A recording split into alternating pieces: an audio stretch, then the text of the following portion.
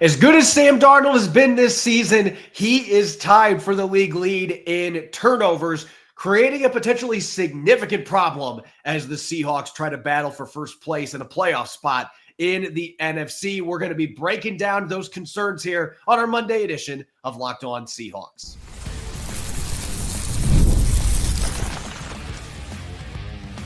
You are Locked On Seahawks, your daily Seattle Seahawks podcast. Part of the Locked On Podcast Network, your team every day.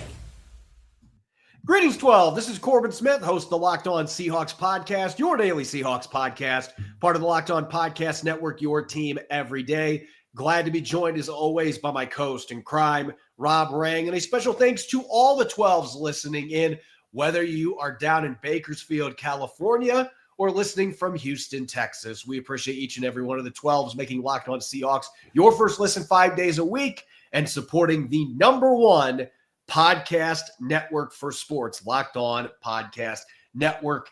We greatly appreciate all of your support. The Seahawks falling to 7-3 on Sunday in a tough 21-19 loss to the Rams at SoFi Stadium. A lot of turnovers, but even with that, Seattle had a chance to win the game at the end of regulation, showed a lot of fight late in the fourth quarter to make that happen. We're going to be taking a look at the raising concerns that we have with Sam Darnold, the rising concerns.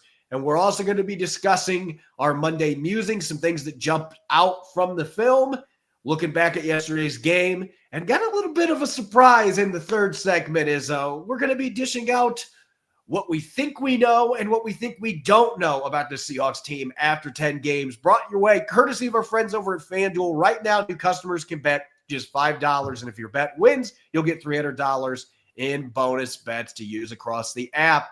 Now for your lead story here on our Monday edition of Locked On Seahawks. Seattle narrowly lost to Los Angeles on Sunday, a 61-yard field goal by Jason Myers. Not really close to being through the uprights, but still the fact the Seahawks were even in that position in the final seconds where they had a shot to win the game. I don't think anybody could have saw that coming if you were told ahead of time that Sam Darnold threw no touchdowns and 4 interceptions. Third time in his NFL career that he has been picked off 4 times in a single game.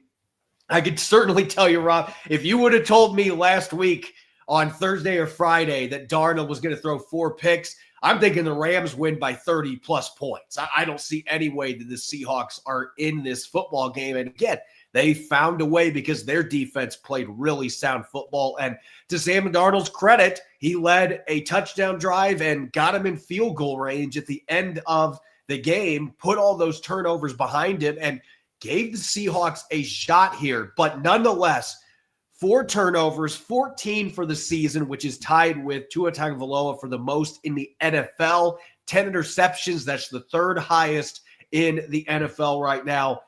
Turnovers have been an issue for this football team, and they've been able to overcome it and win a lot of games. In spite of that, you can't do that against a team of the caliber of the Los Angeles Rams, though. Shooting yourself in the foot that many times, which begs the question. On a 1 to 10 scale, 1 being, no big deal, Sam Darnold's going to go out, calm and collect, is going to go throw 4 touchdowns this next week.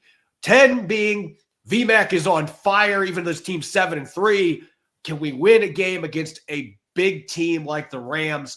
I really doubt that. Where do you sit in terms of where the panic is at, in terms of panic level after this game where Darnold threw 4 bad interceptions against the Rams? Well, you used the number 4, Corbin, obviously to describe how many interceptions that Sam Darnold had in his most recent game. I'll use the number 4 to describe my panic level, as well as the number of games in a row now that Sam Darnold has thrown an interception. And that, to me, is my concern. This is obviously a very disappointing performance from your star quarterback in the biggest game of the season so far. But my greater concern is the fact that this is becoming a growing trend. And it's been a trend throughout Sam Darnold's NFL career. That's one of the reasons why he has bounced around as much as he has, why there's been such skepticism throughout the NFL that the Seahawks were going to become a playoff team with Sam Darnold as the starting quarterback. I still, when I watched the all 22 tape of Sam Darnold's interceptions against the Los Angeles Rams, I see a couple of throws that were just poor decisions, poor throws on Sam Darnold's part. I see some where the offensive line and the just pass protection, whether it just be the offensive line or the tight ends chipping, that they just didn't get the job done. I see some where I thought that the route running and the spacing of the play design also were a little bit to blame. It doesn't matter. The point is that Sam Darnold is obviously the one who has the ball in his hands before the defender gets the ball in their hands on an interception. And I would argue that it was damn close to being a forced fumble at that end of the game as well. The Seahawks were fortunate that the call went in their favor. So I do have some concern here. That said, I also, as you point out, with the resiliency that Sam Darnold showed in driving the Seahawks to the touchdown, as well as putting them in position to potentially kick the game-winning field goal, I was impressed by Sam Darnold's poise at the end of that game. And so I am encouraged by how he played towards the end and feel that Seattle has the coaching staff. They have the skill position and offensive line talent around Sam Darnold to turn that 4 into a foregone conclusion that the Seahawks are going to be right back in the middle of the playoff chase. They are the 5th seeds as it stands right now and very much still alive. And I'm eager for the opportunity to play the Los Angeles Rams again, because I think for all of the mistakes that Seattle made, for the game to be as close as it was, really does speak to the talent level that John Schneider and Mike McDonald have accumulated here with the Seahawks. So I'm going to say this before I give my rating here as far as where my panic level's at. I do not share the same mixed bag feelings about the interceptions that you do. I thought they were all terrible decisions. I thought that he was trying way too hard yesterday to make big plays happen that were not there. And all year long, he has been able to hit on those throws. But one thing is, it felt like he just was off in terms of just, the spirals weren't coming out the way we're used to seeing him. He wasn't getting the air underneath the ball. Should have had a touchdown to Rashid Shaheed there. My view in the press box, it looked like, obviously it was still a great play by Emmanuel Forbes, but where we were at, it looked like that was a solid throw. Watching the all-22, realized, man, that was 3 or 4 yards underthrown. If it's thrown anywhere where it should have been at, Forbes was burned. There's no way, even with his long arms, he's going to break that up. So there were a number of throws that he has been making that he just did not connect on yesterday. And then the 4 interceptions, especially the last one is the one that irked me the most, just because, look, it's 3rd and 3. You already stepped up in the pocket. That is a case where, look, just take the sack. You're in field goal range, much better than you were at the end of the game. Myers has a much better chance of connecting. I believe it would have been a 51-yarder, which is much more in his wheelhouse. That was the one that really, I was like, what are you doing? But with that being said, I'm going to go with the 2. And here's my rationale why I'm so low on the panic meter here. I think this is one that Sam Darnold is going to watch the tape, and he's going to have the same viewpoint that I'm giving you right now. He is going to be like, whoa, I got too greedy on a number of these. And I played right into what the Rams were doing schematically. When he started to just take what they were giving him later in the game, that's when things started to fly. When he was getting the ball to his running backs out of the backfield, tight ends force feeding them, short passing game with JSN, that's when things started to take off. And the Rams didn't really have an answer for that. They were trying to make some adjustments on that last touchdown drive, and he was carving them up. That is what he was trying to get too many of those big chunk plays. When the Rams, it was the first time a team has really schematically done a good job taking those away. Give them a ton of credit.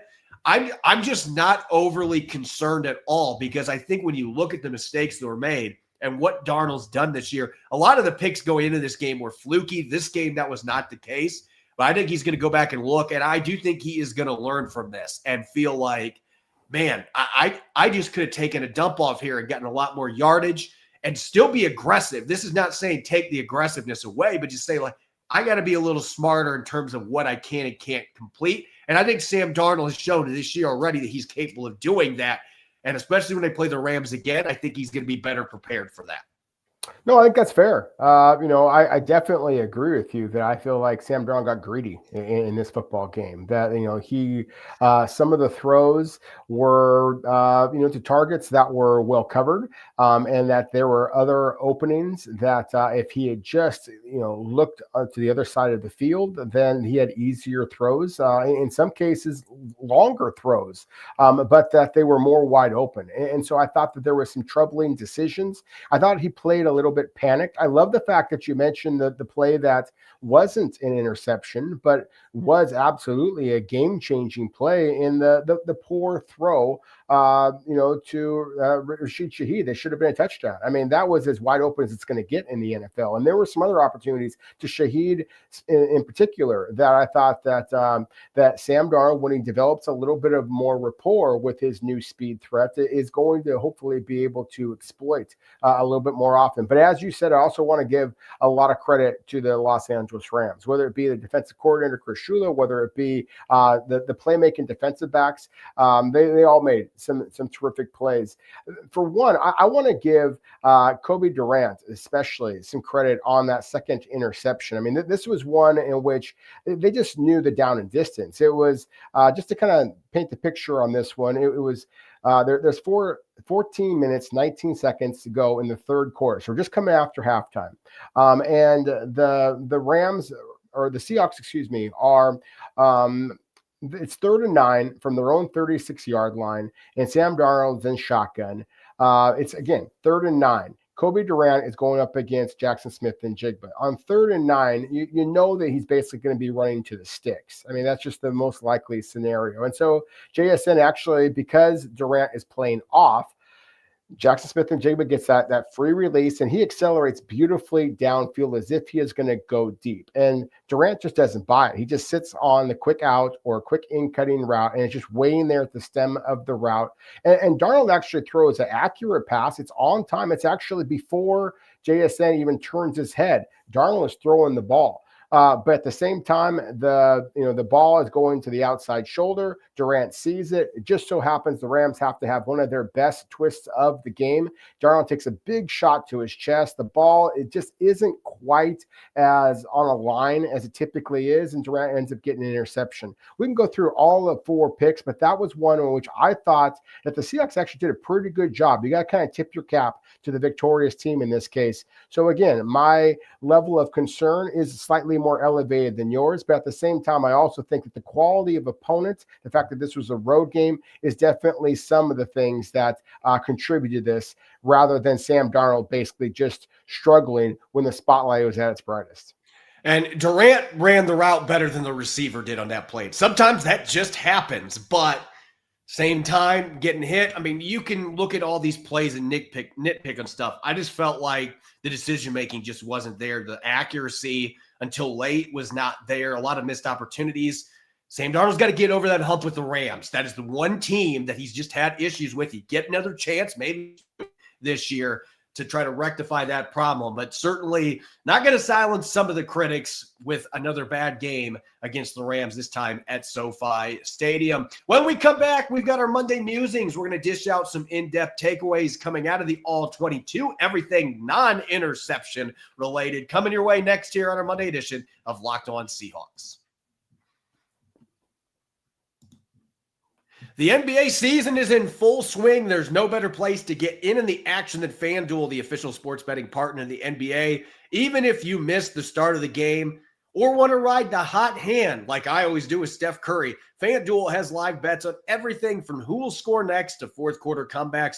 Plus, you can even combine your live bets into a same-game parlay for a shot at a bigger payout. It keeps every game exciting, especially when your team's making that late push. Right now, FanDuel is giving new customers $300 in bonus bets when your first $5 bet wins. So head on over to FanDuel.com to sign up and play your game with FanDuel, the official sports betting partner of the NBA.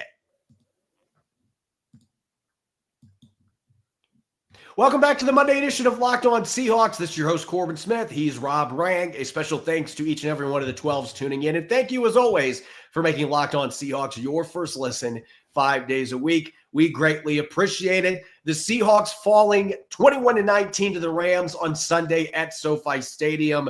despite all the mistakes that were made, found a way to have a shot to win it in the closing seconds. And Jason Myers, unfortunately, did not have enough leg from 61 yards to win this one for the Seahawks. Let's get to our Monday musings. And Rob, I know there's a certain player that you would like to talk about because of what happened late in regulation yesterday. And we're going to have a chance to do that. But I want to real quick touch on the really good news that came for the Seattle Seahawks today, because this could have been a situation where losing the game was not the biggest loss for the Seattle Seahawks. When Grey Zabel went down on Ken Walker III's rushing touchdown late in the fourth quarter, and I saw him clutching his left knee, then watched the replay, and Charles Cross got rolled up on his lower left leg. I've seen that so many times, and it almost always seems to be synonymous with a torn ACL. That seems to be almost always what happens there. Fortunately for the Seahawks, that is not the case. And Mike McDonald said today during his press conference that there is no significant injury based on the scans or the structural testing that they did. He is day to day. That is, you want to talk about avoiding a bomb, because that's what this would have been in this case. This is a huge development for the Seahawks, and maybe he ends up missing a game or two, but at the end of the day, that's a heck of a lot better than the alternative where he could have been out for the season, and that looked like a season-ending injury when he had to be helped by trainers off the field. So good news for the Seahawks there, as they are able to avoid the bullet there, so to speak, and it's a big deal for this offensive line.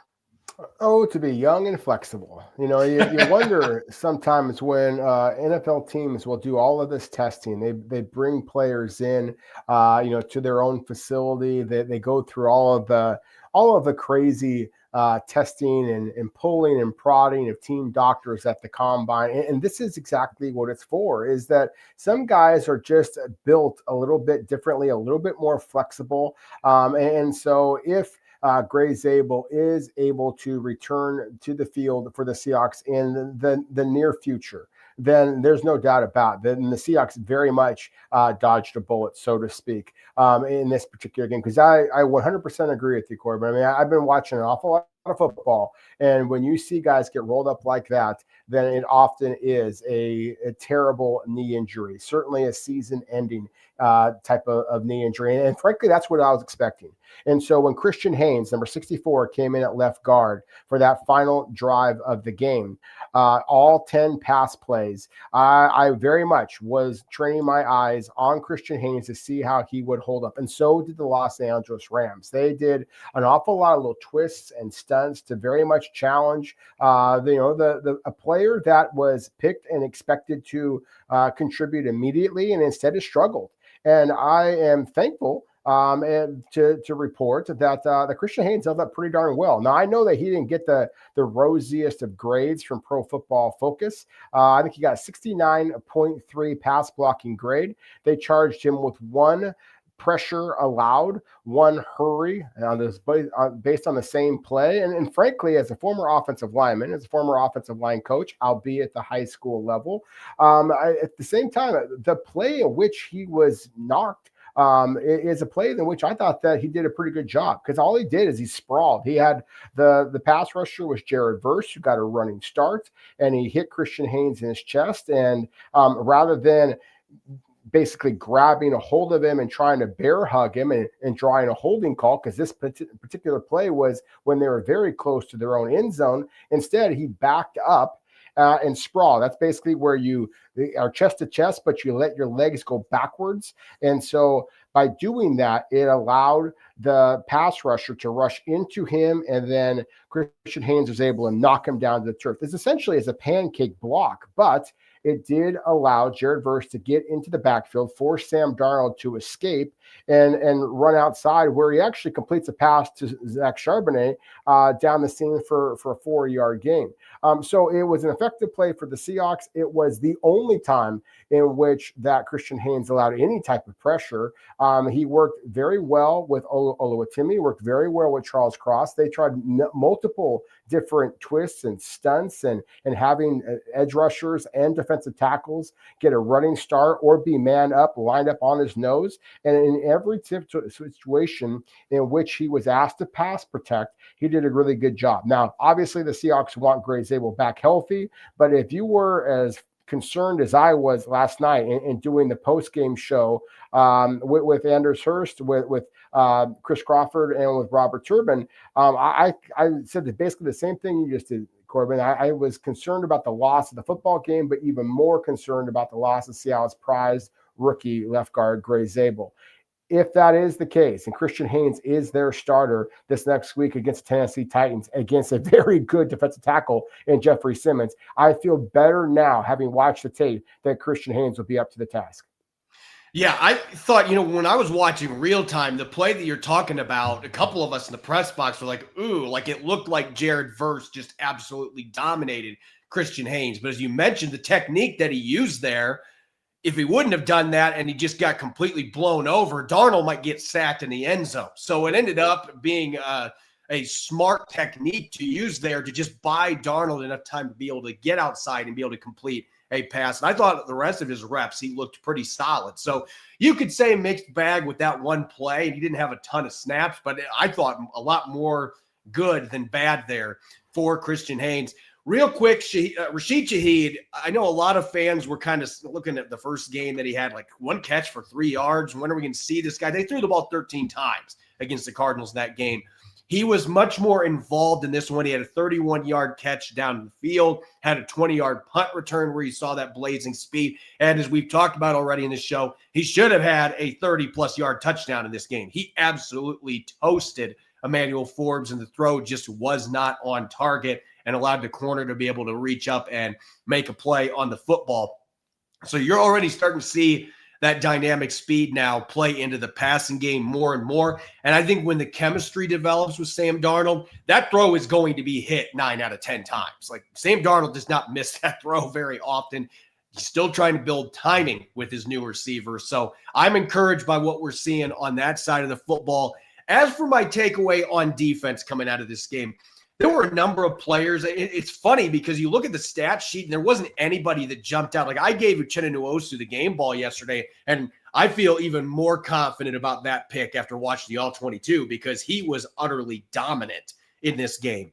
The Rams had the ball way less than the Seahawks did. Seattle had 38 minutes of possession in this game. So there just weren't a lot of plays for Seattle's defense, and that's a testament to a lot of the quick stops that they had after the first quarter in this game.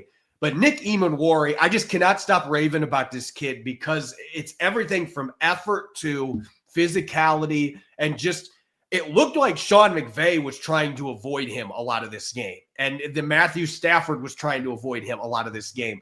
They had a couple tight end screens they ran early in the game that they ran away from Nick Eamon-Warry, and they had some success. They tried to do that again in the second half, and Eamon-Warry blew up the block so bad that the ball carrier, there was absolutely nowhere that he could go. And we've seen him do that a couple other times on screen plays. And the hustle that he had, Mike McDonald pointed this out as his favorite play that jumped off tape today. Kyron Williams looked like he had an easy touchdown. He was all the way inside the 5, and Eamon-Warry caught him from behind on the opposite side of the field and tackled him at the 1-yard line. And it at least gave the defense a chance to try to get a stop there at the goal line. But those are the kind of plays that are going to endear you to a coach like Mike McDonald. And I just continue to be so excited by what I'm seeing from Nick Eamon-Warry week in, week out, how he is gradually getting better each time he steps in the football field.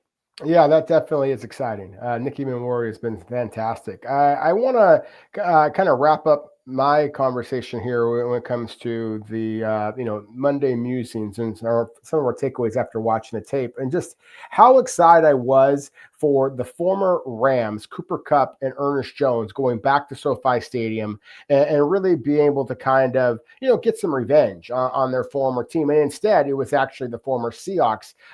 They're now playing for the Los Angeles Rams, and Poona Ford and Kobe Parkinson, who actually wound up having a bigger impact in this game. And Kobe Jacoby Parkinson, of course, had, just the touchdown that wound up being obviously the game winner for the Los Angeles Rams. Poona Ford had 4 tackles, all solos, and he swatted a pass down. I mean, for a guy who was 5'10" and a half to swat a pass down, especially in the end zone where Sam Darnold threw that ball.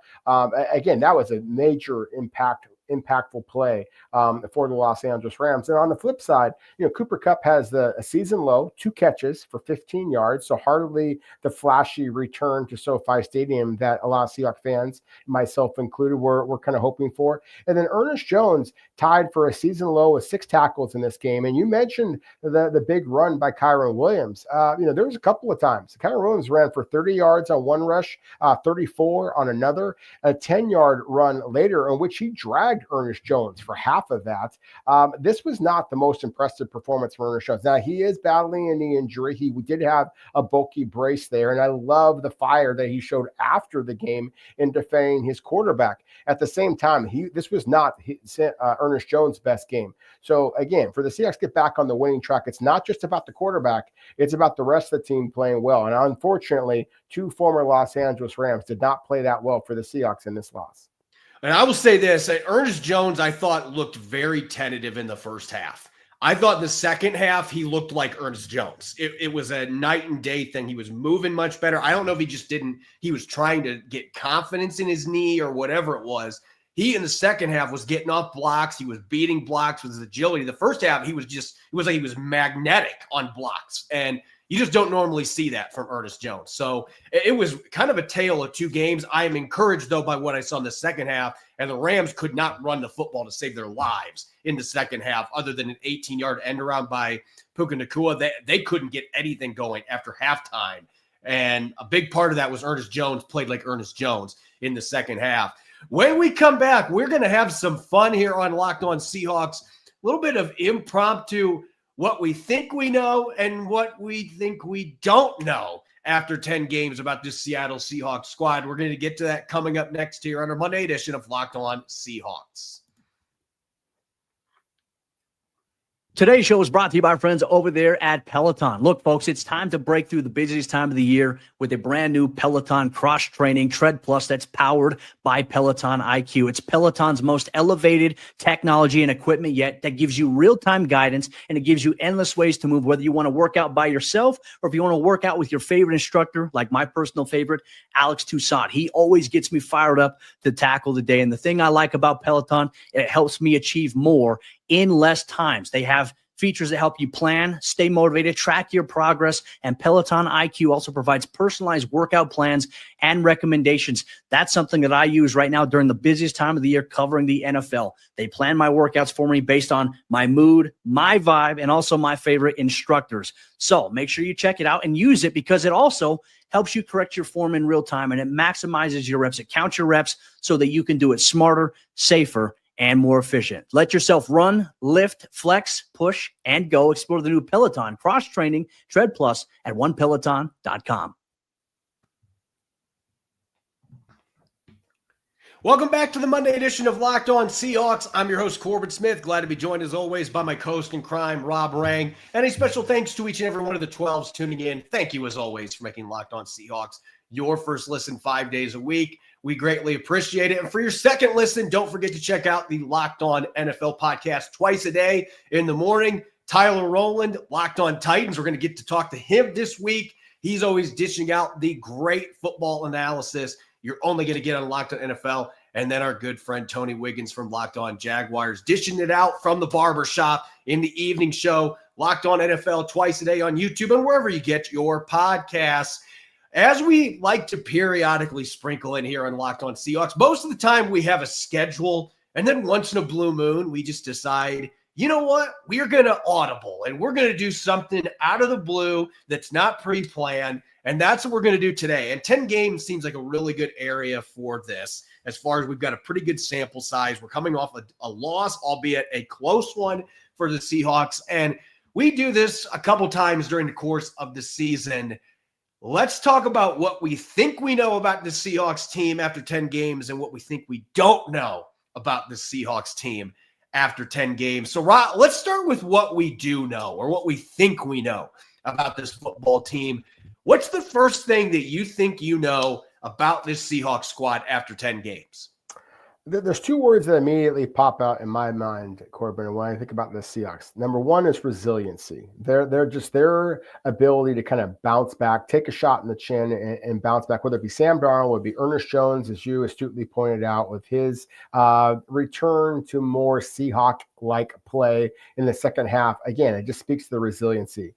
And then number two is just physicality. I just love the way they get after it in the football game. Like I was critical of Cooper Kupp a moment ago, but when you watch him run block, when you watch the Seattle along the line of scrimmage, whether Seattle is on offensive line, whether it be on defensive line, for all the people who want to complain about Anthony Bradford, really watch him a couple of snaps. Sure, he gives up some pressure. He also puts a lot of guys on their backside. And then no question about the defense and their physicality. I mean, it is just a joy to watch a team that plays as rugged, physical, fierce type of football as the Seahawks do. Win or lose, they are an easy team to root for just because of the resiliency and the physicality in which they play the game. Yeah, for me, I'm actually going to go away from the football field for the first thing that I think I know after 10 games. And I'm going to say it right now. John Schneider is on an absolute heater right now. When you look at what he has done the last 3 drafts for the Seattle Seahawks, and you're seeing Reek Woolen making more plays. You have Abe Lucas getting the job done on the offensive line. Charles Cross is playing at a Pro Bowl level this year. Grey Zabel, thankfully, doesn't look like he's got a significant injury. Grey Zabel has played like a 7 or 8 year veteran for good chunks of this year. He's one of only 5 guards in the NFL that has played enough snaps for this measurable that hasn't given up a sack this year. He's 7th in pass block efficiency rate among guards. That's from this year's class. And obviously this draft class, Robbie Oots has given you significant contributions. Torrey Horton, till this injury that he's dealing with, had 5 touchdowns on 13 catches. And then you added the punt return for a touchdown. Last year's class, Nehemiah Pritchett with that punch out in the end zone 2 weeks ago. Like, you can just run down the list, and even guys that aren't starting, they find ways to get it done. And then you look at some of the undrafted players they have brought in from other teams like Drake Thomas and Josh Jobe that are starting and playing at a high level for this football team. Look, there's some things you can question about this Seahawks team, but what you can't question at this point, the decision to keep John Schneider around and put him with his own coach, it is paying major dividends when you look at the personnel groupings. The free agent signings this year have been excellent as well. He is on the best heater of his entire career, in my opinion. Well, that's a bold statement considering they won the Super Bowl with the youngest roster of all time. But at the same time, there's no doubt. I mean, John. But I'm talking. You look at a 3-year span, Rob. Like that 2013 draft was a dumpster fire, Yep. and the 2011 and 2012 drafts obviously were fantastic. But I would put these 3 they've had in a row here, and actually 4 of them. You got 4 drafts in a row that I'm looking at, thinking John Schneider has just been on one. And they're doing a really good job of hitting all 3 levels of the defense, every spot on the offense.